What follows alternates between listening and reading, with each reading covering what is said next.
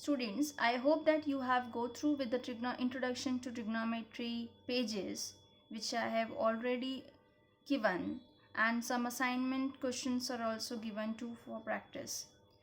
Once again, I am going to explain you trigonometry ratio because this is very important topic.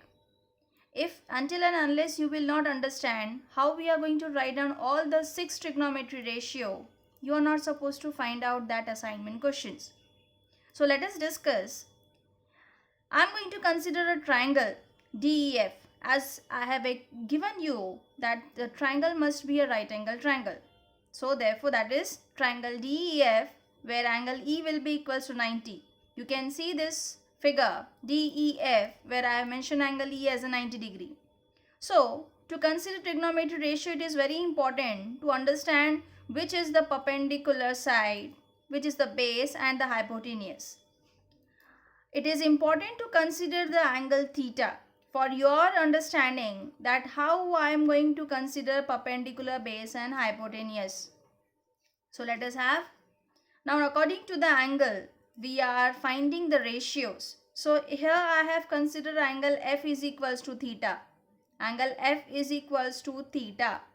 So if this angle is theta and I am going to write all the trigonometry ratio according to this angle theta.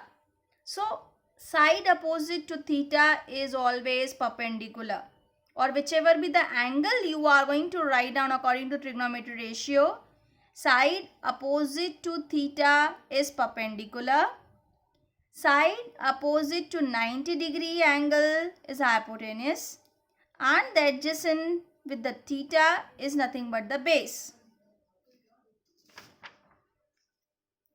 This is a triangle, a right angle triangle ABC. Angle B is equals to 90, and I am going to consider this angle as a theta. So now if I am going to write down the first trigonometry ratio, that is sin A. So it is important to understand or to find out the perpendicular,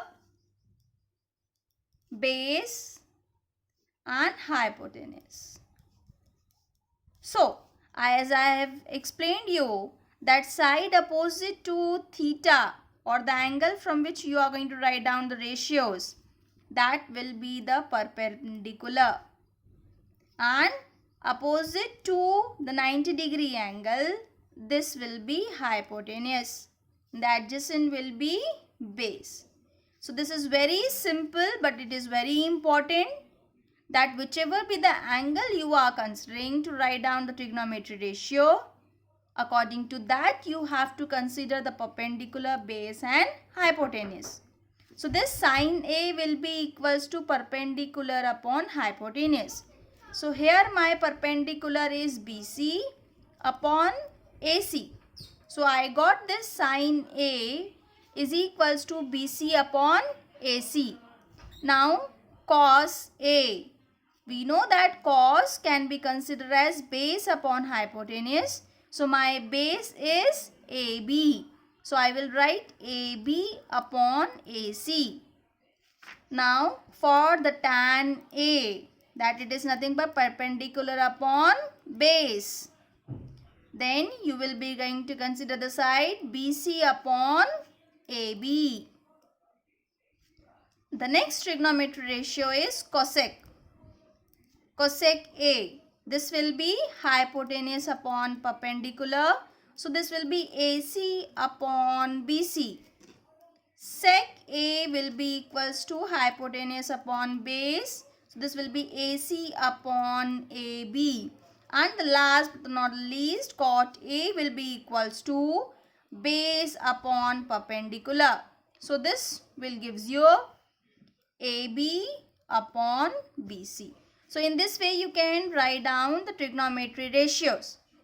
If I am going to consider another triangle with this as DEF, and I am going to write down according to this angle F, that is theta, I am going to write down this with the perpendicular side will become, because according to theta I am going to write down the trigonometry ratio. So this side will become the perpendicular. Opposite to the 90, that side will be hypotenuse and this will be base. So now you can understand this trigonometry ratio page that DEF, F is equals to theta. According to this theta angle, we are going to write down the trigonometry ratio. So sin theta is equals to P upon H. That gives you DE upon DF. Cos theta is equals to base upon H, EF upon DF. Tan, cosec, sec, cot. As we have already considered this, the base, perpendicular and hypotenuse concept. So you can easily write down. Also, you can have the relation as you will go through each page. You can understand this can be considered tan theta is equals to sin theta upon cos theta, or cot can be considered as cos theta upon sin theta. So in this video, this only I want to explain you that trigonometry ratio is an important part. So you should try to understand each and every line or each and every formula which I have given in this page and try to get the solved examples. So page number 9, 10, 11, 12. I have given you some more examples.